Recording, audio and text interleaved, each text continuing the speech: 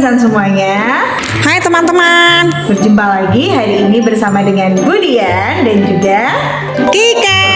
Iya, kita berdua hari ini akan menemani waktu hari-hari anak-anak dalam menunggu waktu berbuka di acara Insan Inspirasi Sore Ramadan.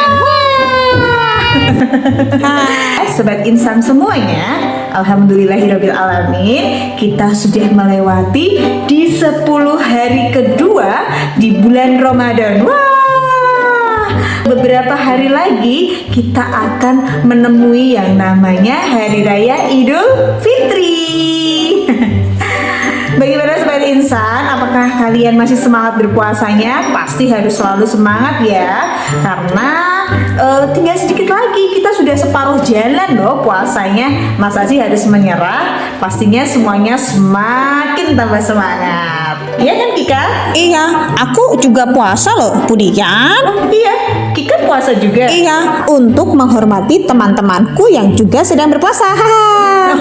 Iya benar tetap menghormatin ya. Jadi Kika tetap puasa. Sama seperti Sobat Insan di rumah. Sobat Insan di rumah juga semuanya rajin-rajin loh puasanya.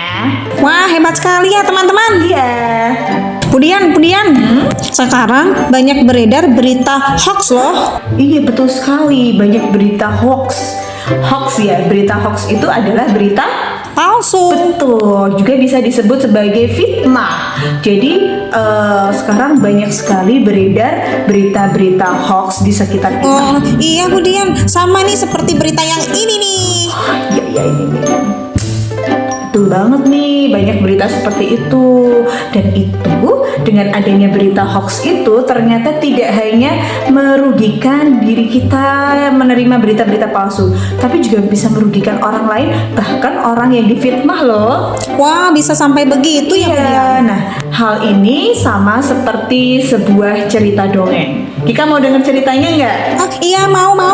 Sobat di rumah juga mau denger ceritanya nggak? Oke, let's go. Nah, Sobat Insan di rumah, hari ini Budian akan bercerita suatu kisah tentang si tupai kecil yang bernama Tupi. Ceritanya adalah seperti ini. Pada suatu hari, di suatu hutan yang damai, tinggallah banyak sekali hewan. Nah, pada hari itu, hewan-hewan sedang sangat sibuk. Mereka sibuk untuk mencari banyak makanan lalu dikumpulkan. Jadi mereka seperti mencari cadangan makanan seperti itu. Nah, kenapa mereka mencari cadangan makanan? Karena itu sudah mendekati yang namanya adalah musim dingin. Biasanya di musim dingin itu kadang-kadang tidak ada makanan. Maka hewan-hewan semuanya sama-sama mereka bekerja keras untuk mencari cadangan makanan. Wah, berarti makanan yang mereka cari adalah apa yang sehari-hari mereka makan. Nah, iya benar-benar. Jadi semuanya pada mencari cadangan makanan masing-masing sesuai apa yang dia makan ya. Nah, suatu ketika si Tupi atau tupai kecil ini dia juga mencari cadangan makanannya. Si Tupi dia berkelana jauh sampai menyeberangi sungai. Nah, ketika menyeberangi sungai itu, si Tupi melihat ada pohon kacang menumbuhkan kacang yang sangat besar. Wah, besar. Iya, kata si Tupi seperti itu. Dia melihat dari kejauhan, wah, ada kacang besar. Lalu dia berlari dengan kencang menuju ke tengah hutan. Di tengah hutan, si Tupi mengumpulkan banyak sekali hewan-hewan. Hai hewan-hewan, ayo kumpul semuanya, kata si Tupi. Setelah semua hewan berkumpul, si Tupi pun mengumumkan. Wajah Tupi terlihat tergesa-gesa. Semua hewan di dalam hutan terlihat panik. Kenapa Tupi? Kenapa kamu memanggil kita? Kata salah satu hewan. Lalu Tupi pun berkata, hai teman-teman, tidak usah susah-susah cari cadangan makanan. Aku sudah menemukannya. Ah, yang benar Tupi, kata hewan-hewan. Iya, aku tidak bohong. Tahu kalian, di seberang sungai sana, aku melihat ada kacang besar sekali. Ini adalah kacang raksasa yang aku lihat. Kacang ini bisa untuk menghidupi kita selama musim dingin. Jadi teman-teman, kita tidak perlu khawatir, karena dengan makan kacang ini saja kita sudah cukup kenyang. Bahkan bisa jadi sisa sampai akhir musim dingin. Wah, Tupi bersemangat sekali. Iya, betul sekali. Tapi sangat bersemangat dan dia sangat kelihatan yakin. Nah, setelah itu para hewan pun tercengang. Hah, yang benar Tupi? Iya, benar. Kalau tidak percaya, ayo ikut sama aku. Semua hewan pun merasa sangat bersemangat. Lalu mereka berbondong-bondong untuk menuju ke seberang sungai. Datanglah burung hantu yang berkata, teman-teman, tunggu. Jangan pergi dulu. Kita harusnya... Belum selesai, burung hantu bijak ini berkata, semua hewan sudah berlarian menuju ke seberang sungai. Mereka berjalan mengarungi hutan yang cukup jauh untuk sampai di pinggir sungai, lalu menyeberanginya hanya untuk melihat kacang yang tadi disampaikan oleh si Tupi.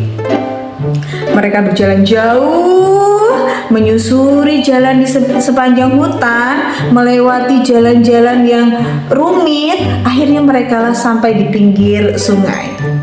Bahkan di pinggir sungai itu pun hanya untuk dapat menuju ke seberang sungai demi mendapatkan kacang besar itu, mereka harus berpapasan dengan buaya yang cukup banyak di sisi sungai.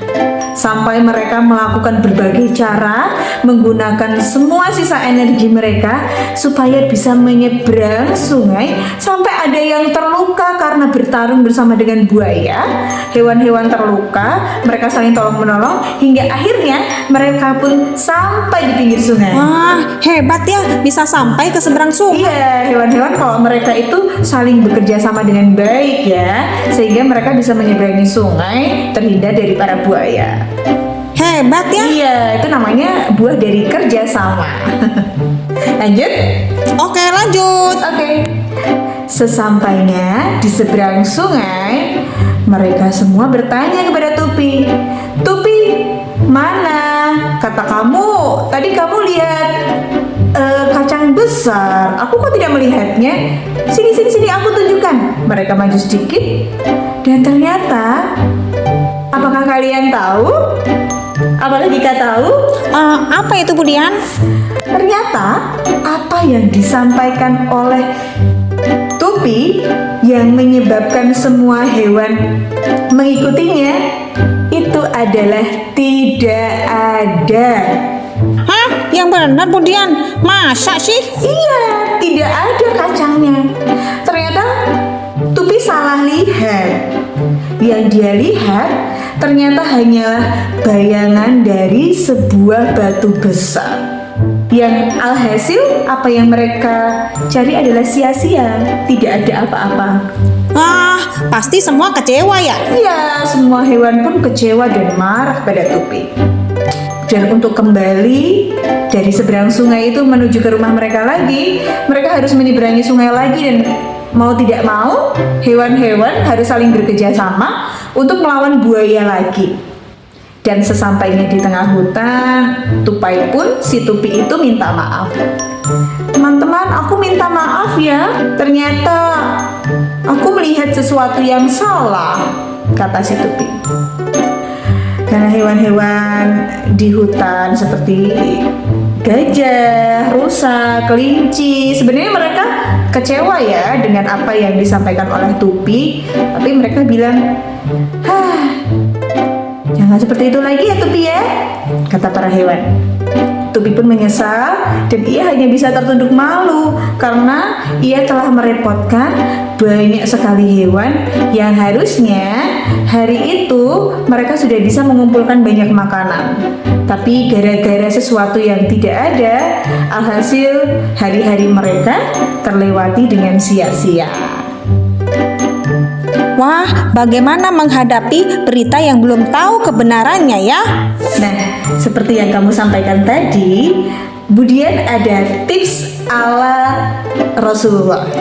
Sobat Insan mau tahu tips ala Rasulullah dalam menghadapi berita hoax?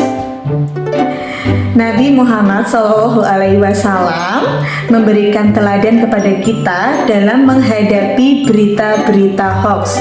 Nah, caranya adalah sabar sebelum sebar. Seperti apa itu, Bu Dian? Seperti ini. Tips yang pertama adalah tabayun atau memverifikasi atau meluruskan berita yang tersebar. Jadi hal yang perlu kita lakukan adalah meluruskan dulu, ini beritanya benar apa enggak ya, ceritanya betul atau salah. Caranya gimana? Seperti yang tertuang pada surat Al-Hujurat ayat 6, bahwasanya kalau ada suatu berita maka kita harus mencari tahu dulu kebenarannya. Jangan sampai kita mendapatkan suatu bahaya dari suatu kaum karena kebodohan. Wah, makanya kita tidak boleh terburu-buru. Yang pertama apa tadi? Tabayun. Betul sekali.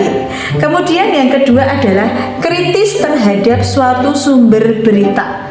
Nah, jangan sampai kita mempercayai sumber beritanya itu apabila sumber beritanya itu tukang bohong, munafik, suka berniat jahat. Siapa tahu apa yang dia sampaikan itu tidak benar. Jadi kita jangan percaya. Kita lihat sumbernya dulu. Siapa yang berbicara? Apakah orangnya bisa dipercaya atau tidak? Seperti Abdullah bin Ubay bin Salul yang waktu itu menfitnah Aisyah, maka kita tidak wajib untuk percaya.